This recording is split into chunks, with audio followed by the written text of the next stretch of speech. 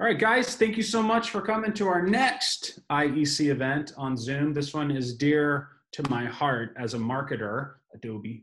I was like born and raised in the marketing industry. It's pretty amazing how it's changed so much over the years. It started from print television, billboard ads, just the traditional marketing mediums, and then the internet was born. The internet then fragmented the world of marketing, and it created so many ventricles that it confused a lot of people, both on the buying side as well as the editorial side, the consumer side, the brand side. And I'm really pleased to have some of the greatest minds in marketing. Having spent my career in this industry, I've come across some really awesome people. And I'm proud to say I've got three of the greatest marketers of our generation among us. We've got Brent Freeman, who is an IEC founding member. Really stoked to have him here. I met him through Victor Cho in New York as Victor was getting knighted by the Crown Prince of Italy last December. And Brent and I struck up a conversation, a USC grad, and just a brilliant mind in digital marketing. We're proud to have him as part of the IEC, as one of our founding members, and also a strong stakeholder in the Bay Area. Next, you'll hear from Victor Cho himself, a great technology evangelist. He's been with me around the world, probably in more Caribbean sites than he's probably able to remember, talking about thought leadership on brand. Evite is one of the oldest internet companies in existence. I think they were founded in the 90s. That's a big stake, Victor, if that's truly the case. And you've reinvented yourself over and over again. It'll be great to hear from you.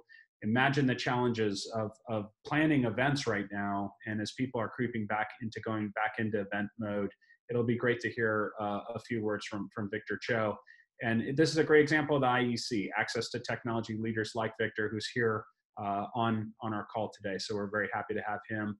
And of course, I'd be remiss not to mention our keynote speaker of today, which is Don Donovan, who is the founder of Baker Street Advertising and Digital, based in the Bay Area. He's the former head of marketing of Procter & Gamble and has a Sherlock Holmes way of doing marketing. And we're going to get into that today. And I think the one message to really kind of bring this all together is we as business folks and members of the IEC are all going through this uncertain time of how our brands are affected, whether we're a small professional services company, a boutique agency, a big multinational brand. All of us are going back into the marketplace, no matter how you look at it. And how do we use digital? How do we use print? How do we use rhetoric and word choice to really compel our markets and stakeholders to make sure that we are marketing the best that we can as brands? And so I'm really excited to first bring up Brent to give us maybe 4 to 5 minutes on the digital venture call. And then he'll be introducing Victor, who will then be introducing Don. And then after that, we'll all be sitting back and watching my friend Kevin Viner provide us some mentalism. He's going to go inside your mind and tell me what you're thinking. No, not that far, but it'll be pretty good. Hopefully, we'll see how it goes. So with that, I'm going to turn it over to my friend Brent Freeman to kick us off. Brent. Awesome. Thank you, Sinan. I am really honored to be here. I've been in the e-commerce marketing digital game for about 15 years. Come from the operator side, been in the venture capital community for a long time also, and then started Stealth about 6 years ago. And we do e-commerce marketing for the most part for a lot of brands. I'm going to try to blast through a ton of information in 5 minutes or less. So if I'm speaking at a rapid pace, or if you have questions at the end, I'll stick around, and I'm happy to send this deck to circulate. So thanks to Sinan and the IEC crew. Here we go. So a little bit about my firm. We've done about 300 million in counting in recurring revenue in the last 6 years for our clients, generated about 2 billion in revenue. And we manage about 20 to 30 million a year in advertising. And so that's important because we're speaking from a statistically relevant area. And some of the clients include people like Victor and other home names like Poopery, Home Chef, and to all the way to companies you don't know. We go from startup to scale up and everything in between. And so what I'm going to share with you today is a little bit about what happened in COVID with e-commerce. This is just straight e-commerce, people buying online. What happened when COVID hit is we were seeing some of the best customer acquisition costs the first 2 weeks of March that we have seen in a long time in terms of consumer demand. And then everything really should hit the fan on consumer demand, because what happened is the downward pressure in consumer demand onto Maslow's hierarchy drove it from self-actualization, esteem, love, and belonging into the bottom two pyramids: the food, the meal kit, snacks, toilet paper, cleansing supplies, telehealth, those sorts of things. And in that time period, and I'm going to show you a little bit more data, specifically in the weeds redacted of who the e-commerce brands were, the CPMs blew up. I mean, it was just insane. And a lot of emotional reactions happened there, not data-driven analysis. And so this downward pressure on Maslow's pyramid, we estimate condensed about 10 years of online shopping adoption into under 10 weeks. As the shelter-in-place mandates really started to take hold and people started to understand that this was going to be the new normal, and I joke here that they weren't actually going to run out of toilet paper, and that they massively started to adopt their behavior online. And in essence, switching costs that once were there went away. If I typically bought my yoga pants in Lululemon on Union Street in San Francisco, now I can't do that. I need to adapt that behavior online. But what we also saw is that the definition of like that green section there of esteem, respect, self-esteem, status, recognition, strength, specifically freedom, because we were confined to our homes in a lot of ways, that started to massively expand for people. And so we started to see things, specifically one of our companies that sells beach lifestyle accessories. We thought it was going to be dead on the vine, has had a over 100% drop in customer acquisition costs in that period, almost down to negligible amounts, and then rebounded about 50% of what they were doing pre-COVID. And so this is really, really important because as Don and team will talk about, marketing is so much about understanding not only the data, but the psychology behind who your customers are. And as we scroll through this here, this is, I'm going to explain this slide here a little bit to you so you can understand what you're looking at. I've redacted the brand names of our actual clients. When COVID hit, during the time of March 2nd to March 8th, and then the second period, March 9th through the 15th. So it's comparing 2 week-long periods here. When COVID hit, the 9th through the 15th, you can see that CPMs dropped because inventory rose, cost per thousand impression. Click-through rates also hit the fan. Those two brands where click-through rates went up were brands. One was a food meal kit, and the other one was a prepper box. Believe it or not, so you can see the demand. Conversion rates generally tanked across the board. You can see you can see which one's the prepper box, right? Conversion rate went up and customer acquisition cost tanked. In this 1 to then kind of 2 week period, we saw a lot of brands completely pull out of the market in an emotional reaction, furlough all staff, and totally honestly put the nail in their coffin. What's interesting that happened is that in the same kind of post-COVID period, March 16th to 22nd and the 23rd to the 29th, these are the same exact brands with almost opposite statistics, right? Most brands in those 2 week period were 3 feet from gold and didn't even realize it. They were freaking out about how they're going to pay and the customer acquisition costs and their cash flow. What happened is those that stayed the course have started to really reap the rewards across the board, with some brands seeing almost a 50% drop in customer acquisition costs, which is really unheard of. I show a few of these. These are some of those same brands here. And as we take some screenshots from their actual analytics side of Facebook, one had over a 500% increase in purchase demand across the board. Another one about 150% increase in purchase demand across the board. And this has continued up until the last week. And in the last week, with the protests, the riots, and the George Floyd issues that are out there, we're seeing similar reactions in the market to consumer demand. Huge decrease in CPMs, huge decrease in customer demand, and increase in CACs. But we've seen this show before.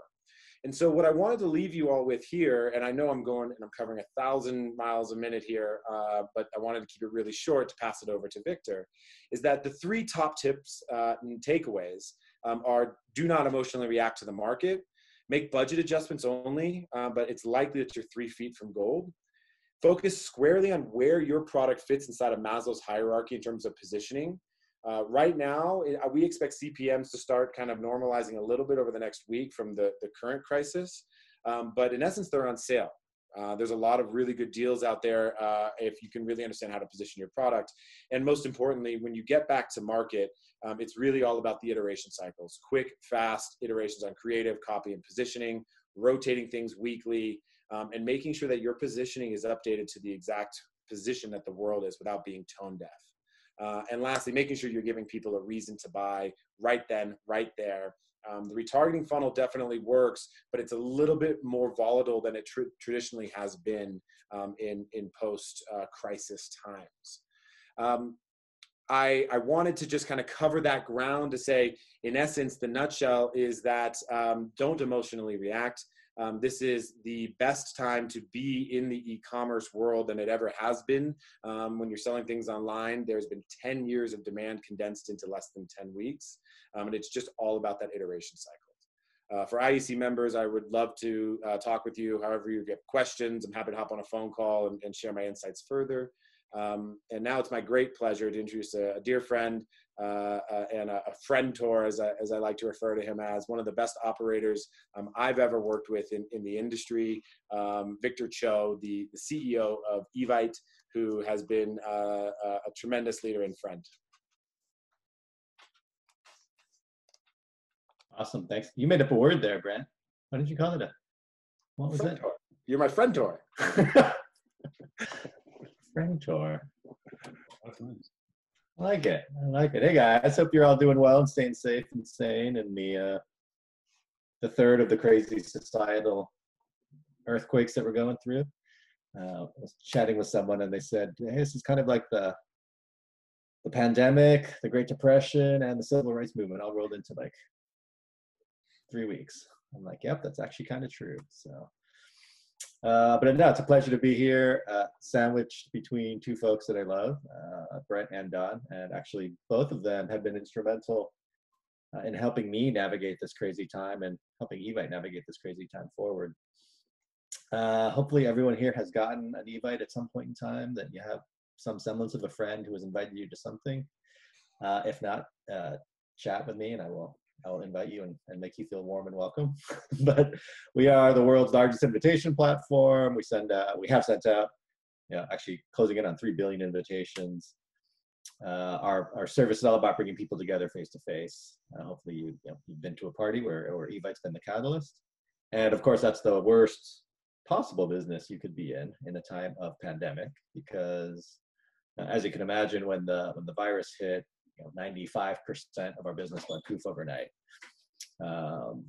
We are, hold on. Yeah, I'm giving a speech right now, sir. So I got kids running around all over. They just barge in. So it was one of the worst things you could do is be running a online invitation site that brings people together. So we've spent the last 3 months really figuring out how do you survive in what is basically an existential crisis for your business. We actually, it's funny, Sina and I were trading emails just earlier. He's like, things are going to come back. I'm like, yeah, I really hope so. At the same time, I feel like there's a chance things are going to, it'll be a slow crawl back to normal. Will people be throwing the same types of parties by the end of this year, for instance? And my gut says, at least for our business, we're still going to be under some kind of dampening, right? You're not going to necessarily open up your home to 15 or 20 folks unless, right, COVID is kind of out of the system. So we're planning for a long repair. And we're doing a bunch of things to basically try to figure out how do you stay relevant and vibrant in that time. The big epiphany that we had, which is probably not too surprising or probably pretty obvious as well, we should get in the business of virtual parties. People are doing corporate events like this one, but there's a whole wave, and I'm sure you guys probably experienced it. There's a whole wave of parties that actually came up onto the floor, in terms of birthday parties or getting together with your friends. And literally it was a new behavior that got created overnight. So just to give you some example of how big this behavior is. And again, I thank Don Donovan and his team. They really helped us figure out both the size of this market and the opportunity, as well as Evite proper. But we have, there are roughly 50 million socially active planners in the U.S. This is a taxonomy we've used for Evite forever, which is, do you like to connect with people? Do you have kids? We call it the block party planner, but are you the one throwing a lot of parties? And that segment tends to be the segment that throws out a bunch of Evites. And there's 50 million of them in the U.S. We touch actually a very small chunk of them as a company, but they're out there doing stuff, either on Facebook events or using email. When we ran this idea past them of, hey, are you going to be into a virtual party? Which we framed it very differently. It's not just having Zoom and saying happy birthday, but literally a digital instantiation of a party, which you can just picture what that would feel like. If it was a birthday party and you had a button for blowing out the candles and it recorded it and there were fun games. And so we kind of described this to them, and there's strong interest. So we think the market for that is maybe 10 to 20 million of these folks might be virtual party hosts. And in a given year, even at Evite scale, we only have a couple of million hosts. So that's compelling to me, compelling to the business. You layer on top of that this bottom middle bucket, which is people don't throw that many physical parties because it's a pain and it's expensive, but they're probably going to throw a lot of in-person virtual events. So you're looking at a market 10x to 50x in size, which for us is super compelling. So we're moving our whole business into this vector to figure out how can we be the brand to take it and own it. I'll mention Brent and his team. A key partner for us has been Stealth on the acquisition side, which is, hey, can we profitably spend our way into this segment or not, or is the time right? So they've done great work for us in terms of figuring out the true incrementality of the media, which is maybe a future topic. We could talk about. We just ran a great test on Facebook and Instagram where the initial wave of data looked like, oh, it looked great. And then we're like, yeah, it's almost too good to be true. And it didn't quite scale when we ratcheted up dollars. So then we did a true split control test using our own data, and we merged it on the back end. And we really got to, and we're actually munging the data now, but we got to the true incrementality of the lift, which is way different from what Facebook reports. So might be a good learning for some of you guys of like, hey, you don't necessarily trust that data straight out. You need to really set up good controls in terms of the market tests. But no, I think what you can expect from us is we're going to come out as a very different company at the end of the day, broader in terms of our purpose, in terms of what we do. I will say we would not have gone down this path without COVID. So I think my only comment would be, on top of finding great partners like these guys, use it as an opportunity to find different paths for your business. There, as Brent mentioned, there's radical new behavior that is opening up that creates opportunity and a small window to go chase it. So with that, love to introduce Double D. Don Donovan. Thank you very much, Victor. Done some awesome work for us over the last couple of years, 2 or 3 years now. We've been doing stuff together. So we'll hand it over. Awesome. Thanks again. Hey, my story begins really about a year ago. Sinan once saw me in front of a whiteboard showing what a behavior economic waterfall is. And on this, I am not going to talk about really me or my company at all. I'm going to talk about something called behavioral economics. It's an emerging science. And my thought back with and forth with Sinan was, if I could bring some interesting ideas to you that you could apply, it's really a way of thinking about your business that Sinan thought would be interesting. And so I hope that's going to be true. So I'm going to tell you a little bit about behavioral economics, its definition, its usage, and its values. Its definition is really that it's using only mathematical and factual analytical proofs that are expressed as an algorithm that expresses human behavior so that people like marketers and executives and investors and entrepreneurs and others on the phone today, CEOs, C-level suite people, can use reliable data, analysis, and principles to predict future events. I think it's the future events that matters. So I'm going to give you an example. We were asked how many new cars will be sold in the United States in the next calendar year. And this is literally the algorithm for it. It's past 12-month sales times the consumer price index times the consumer confidence index times the change in unemployment percentage minus a constant. And that equation since 2000 has been right 19 times within 1.9%. We did miss once by 5%. You can guess the year. The year was 2008, which was the financial crisis that plunged the US auto industry down 40%. The second example is, what is the probability that a woman would buy a perfume if shown it once at a cosmetics counter? And that had two parts, her evaluation of the perfume and the probability that that cosmetician would actually show the woman the perfume. That person in 27 years ago was called a push money girl. She got paid 8% if she worked in a cosmetics counter in a department store or in a duty-free store somewhere in the world. And I'm not going to read you this algorithm, but this algorithm was invented by me 27 years ago at Procter & Gamble in 1993. And we built the business from 100 million to 500 million in 5 years. And we made such an impact on the market that we owned 20% market share globally. 1 out of every perfume sold in the whole world was Procter & Gamble. And in 2014, the business was worth $3 billion. It was sold to Coty. Here's what the uses are. The uses are really 3 or 4. Marketing and advertising people using behavioral economics for planning. Senior executives trying to find out and bring clarity to decision-making by maybe ending their reliance on any belief in serendipity. Require their own teams to state what they actually believe is causal to business, especially what is causal to consumer behavior. And then develop, even if they're hypothetical, algorithms. You know, something that says, I'll predict future events. I'll put a stake in the ground. I'll measure it. I'll iterate, and then I'll remove errors one piece at a time until I have a true working model. Investors have been using this for a long time, especially for startups and new initiatives, and they do it for valuation. And I'm going to give you an example at the end about how that's done. And mostly by entrepreneurs, right? They want to increase probability and magnitude. The vision for an entrepreneur is to increase the probability of success and the magnitude of their success. Some people say they should do this. I say they must do this. They must find out the TAM, the total addressable market. They must describe the consumer journey. They must describe the consumer's purchase behavior. They must describe the product satisfaction that causes repeat. They must understand the decay curve, like how many people leave a brand in a given year, and any other factor that's crucial to top line revenue. That is, they must demonstrate real consumer behavior understanding. And then there are 5 or 6 things that I'm going to not touch on except for the key words. They are discipline, maximize, competence, confidence, alignment, and valuation.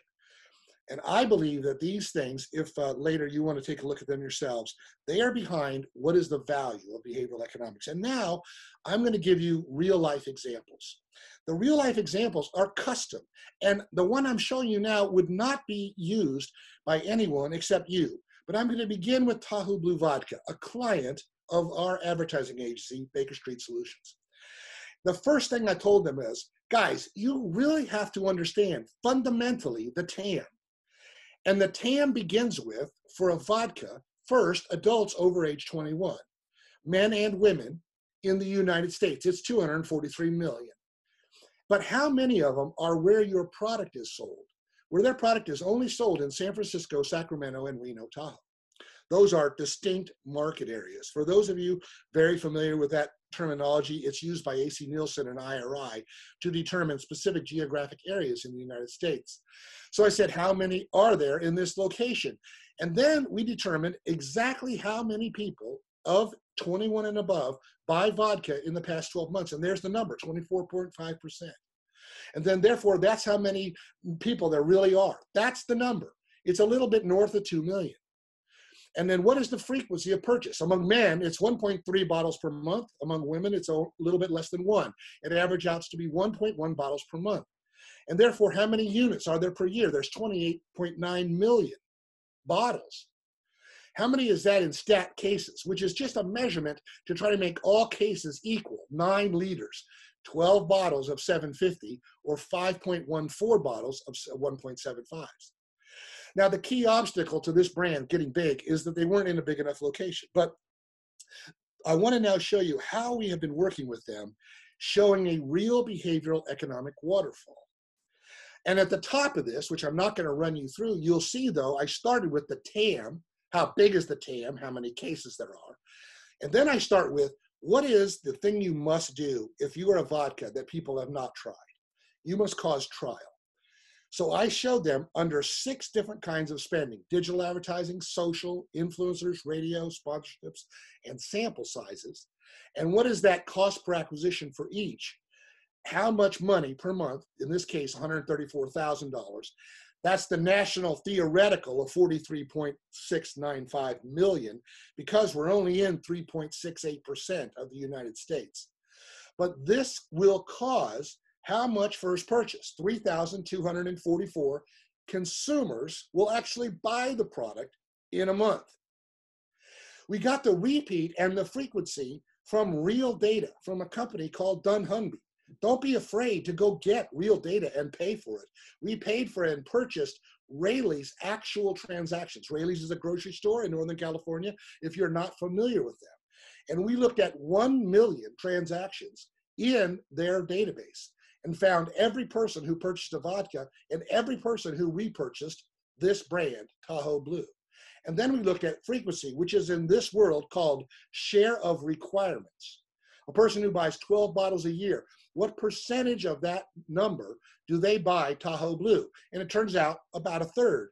And so anywhere from a third to a quarter would give you 4 purchases a year. So if we cause 3,244 people to buy it, how many purchases is that a year? It's 38,933. The repeat purchases are a little bit north of 62,000. The total bottles purchased is 101,000. How many cases is that? Well, it's 4,218 cases of 750, and it's 9,800 cases of 175s. So that's 14,000 incremental stat cases. And so in 2019, we sold 28,000 cases in this small place in the US in just these 3 DMAs. And the forecast for this year is 42,000. This thing shows the team who works on Tahoe Blue what they should expect. So the value is we are now all completely aligned. We have complete confidence. We have competence. We know what we're doing. We say this is how it should work. Now listen, in whatever business you're in, whatever it is, try to use a behavioral economic model. Invent one on your own. Like I said, hypothetical. And as you go down the chain, at some point you say, wow, I really don't know what the frequency is. Well, go find out. Get it out of your model. Get the errors out. Get the truth in. Now, what you could say, Don, this is all great, so great. You're a good mathematician. Who cares? I want to show you the business results. So in the last 4 months, using IRI data, where we are competing, our share has gone from 152, 140, 158, 174 in the most recent period. And the jump versus year ago, 68%, 26%, 38, and 46. So during the lockdown, we were growing the business because we have been building up the business itself and understand what the repeat rate actually is. Here's our stat case consumption. So our stat case consumption last year and our stat case consumption this year. And what I'm doing at the bottom of this chart is showing you a rolling 6-month consumption. So I'm averaging it over 6 months to smooth it out, right? So the very bottom line in that first period, on an average basis, we were up 59%, 48%, 54%, 65%. Year to date, up 57%. So what is our consumption glide path? Our target for the year is 40,000 stat cases. The current one is 44,433. So we know we are on track. The brand, during the last 4 weeks, the crazy piece of the COVID-19 lockdown nationwide, but especially in the Bay Area, the total vodka category on my top line was up 34.26%. Tahoe Blue up 95.45%, almost triple. We are the fastest growing vodka brand in the category. And we are not fully responsible, the advertising agency or anything, but this method, this idea of knowing where you're at, using behavioral economics, knowing how much to invest, knowing what you should expect, and then comparing expectations to actuals is partially responsible. So we are the fastest growing vodka. What is not on this chart, which I think you'll find fascinating, is that in the last 13 IRI periods, IRI reports every 4 weeks, so there are 13 periods per year. We are the fastest growing brand 13 times in a row. Here we are in our lead market. My 20 years at Procter & Gamble always taught me, look at several things. Your lead market, your home market, where were you first? Then your test market, that's where we are now, and then your national market. In our lead market, we are the number 4 brand. We are only behind national market leaders, Tito's and Smirnoff. New Amsterdam, we are still behind them. They are a brand that costs $6 at retail. Our product costs $19 at retail. Look at the brands that we are ahead of. We are ahead of very famous brands. Svedka, Kettle One, Sky, Absolute, Seagram's, Pinnacle, Deep Eddy. These brands are Stoli, Grey Goose. We are very successful in our lead market.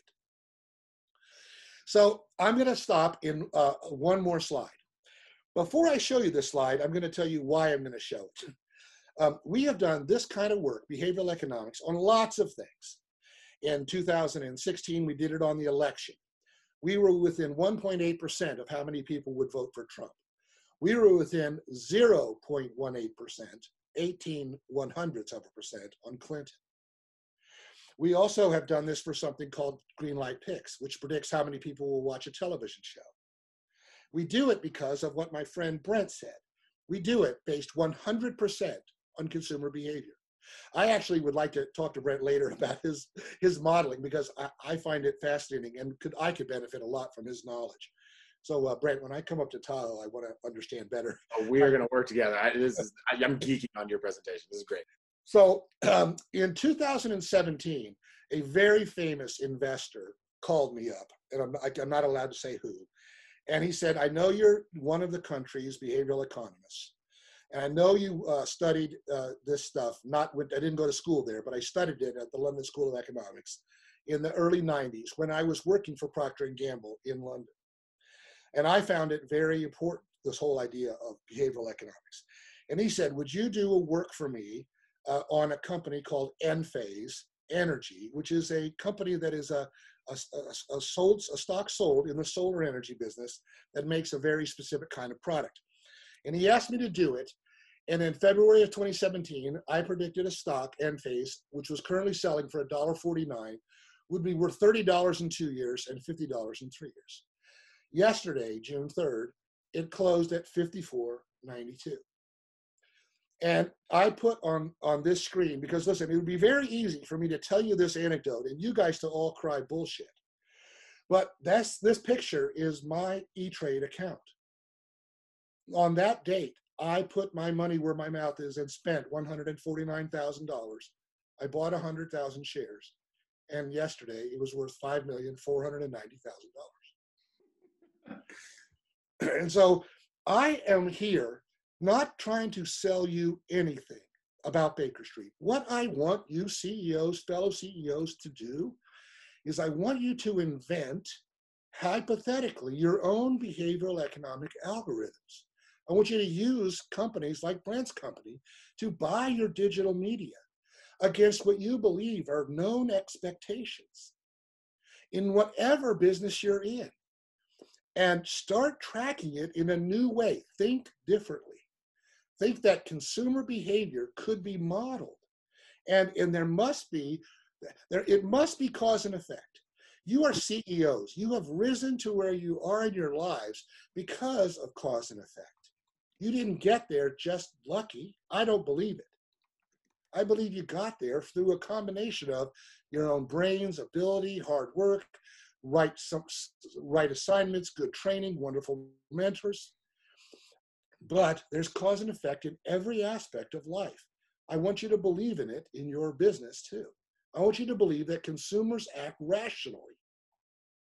And I believe I've just demonstrated why that's true. Thank you. Don, awesome as always. Thank you. I'd be standing and applauding. This is a Zoom, and that was fantastic. Very well conveyed. And Don is behind a lot of the greatest brands that you see, and he's worked with the San Francisco Giants, Honda, Acura, Aston Martin. I can go on and on. One of the greatest marketing minds and one of my greatest mentors. So thank you again, Don, for that insightful feedback. I'd like to open it up to IEC members with any questions that you have, and feel free to throw it out to Don or to Brent in this chat window. In about 3 minutes, I'm going to be bringing my good friend Kevin Viner up, a mentalist. Maybe there's a correlation there between reading minds and behavioral analytics, Don. I'm wondering if there's something in between the science and magic of it all. But that was really good. We have a number of different executives that represent consumer electronics, the financial services, to landscape maintenance that are on the line. So I'm sure they each have their own independent questions. One of them around behavioral economics, can that be used and applied in a virus economy with what's going on in COVID? Any thoughts there, Don? Listen, I am so glad whoever asked that. Please, I'm grateful for the softball. Okay, the Honda dealers in California had to shut. Right, Sinan? They were you couldn't be open. Right. And so they wanted to know, God, we have no sales, none, zero. How many will we have when we start to come out of it? And I built them a COVID algorithm. And I said, listen, here's what's going to happen. And I'm going to tell you, tell me how many sales you've had at your dealership on May 20th, and I'll tell you how many you're going to have on May 31st. And George Peterson, who is the president of the Honda Dealers Association for California, he has sold 50 cars in his dealership in San Luis Obispo, and I said he's going to sell 100, and he sold 99. Wow. So the answer is yes. If you say the behaviors are related to these factors, and just a couple things, Sinan, they were related to, one, what I called economic destruction. And I used in the algorithm an example being what I predicted the unemployment rate would be as a proxy, right? So I called it economic destruction. And so that would be a percentage that all sales would be down. And then I built the rest of it out. But the answer is yes. If you can understand what consumer behavior is during COVID, you can build it. Awesome. Well, thank you, Don. I'm not going to take any more of your time. There's a couple more questions. I'm going to introduce you directly to Don. And with respect to everyone's busy schedules, we're going to transition into the last phase of our Zoom today, which is to introduce to you the one and only Kevin Viner. I'm so honored to have you. I've hired you for a couple amazing events around the world, and you've always just thrown people's minds into a different direction. You may recognize Kevin from Penn & Teller's Fool Us. He's been on a number of documentaries, television shows. He's a local of Southern California, lives in San Diego County, and has become a dear friend of mine. He's one of the greatest corporate entertainer and worked with Starbucks, Google, Intel, Cisco, Kettle One, Deloitte. I can go on and on. This guy's built an incredible business all by word of mouth, and I'm pleased to have Kevin Viner close us out for the next 3 minutes or 5 minutes. We'll let you take it over from here. Sinan, thank you so much. Can you hear me okay? Yeah, you're good. Perfect. Let's see if we can see some of the other people that are us as well. If your video's off, maybe go ahead and turn it on right now. If you're watching this, if your video's off, turn it on so they might be able to see you.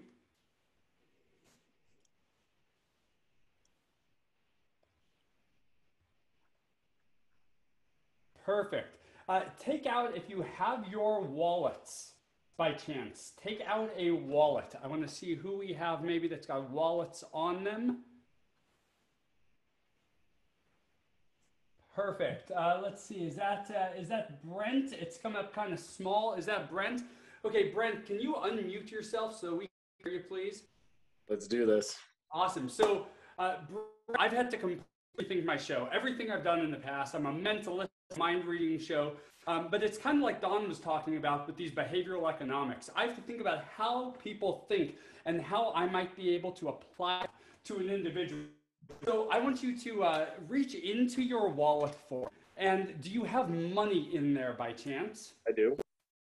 So Brent, there's no way I could know exactly how much money you have in your wallet, correct? That is correct, because I don't know how much is in there. I want you to reach inside, take out all the bills. This is going to stay in view the entire time, and just count out exactly how much money you have. Okay. All right, I got that. Okay, how much is it? So everybody on this call can hear you. You want me to say it out loud now? Yep. 140. $140. And that wasn't like, I mean, that was exact, right? $140. Check this Right. out. Get the fuck out. Brent has $140.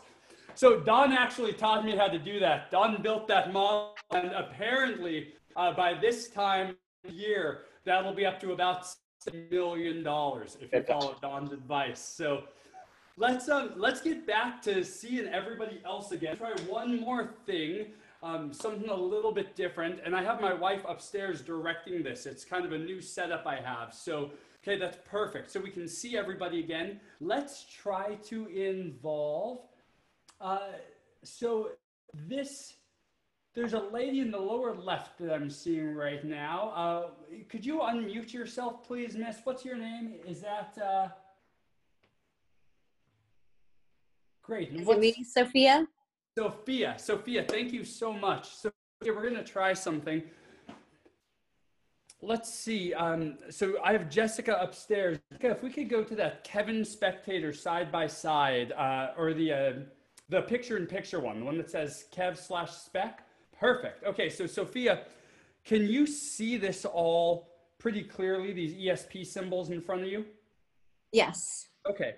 This is going to be a choice that you have to make right now. These are the matching. So there's a star, there's a square, these wavy lines, a plus sign, and a circle. Now, in this configuration, you know exactly which one's which because you just saw me lay them down. Uh-huh. But if I were to pick these up and start mixing them around and shuffling them, at that point, you wouldn't know exactly which one is which anymore, correct? Correct. So it's up to you. This one, where would you like me to place it? Do you want me to put it or which of these symbols? It's up to you. On the right, to the star. So the star, right there. Okay, we'll place it on the star. Where would you like this one? The wave. The wave. What about, let's go to the bottom. Where do you want this one? The square. The square. Let's see, we'll mix these. What about this one? The circle. The circle. Now, it's up to you, because when I'm done with this, you're going to think to yourself, I know he couldn't have controlled my decisions, but do you want to switch this one with any of the ones that you've already picked? You're happy with it. So this goes to the plus sign. And you're sure you don't want to switch any of them? I don't. Okay, good. Let's see how you did.